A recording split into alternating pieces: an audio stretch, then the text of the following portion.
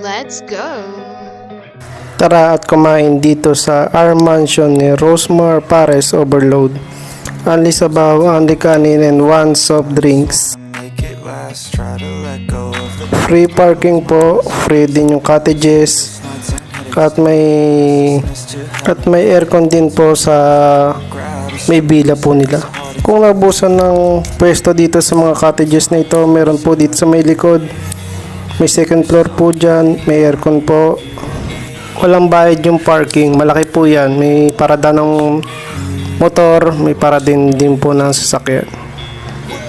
Pwede din po sa kalsada, pero mag-ingat lang po.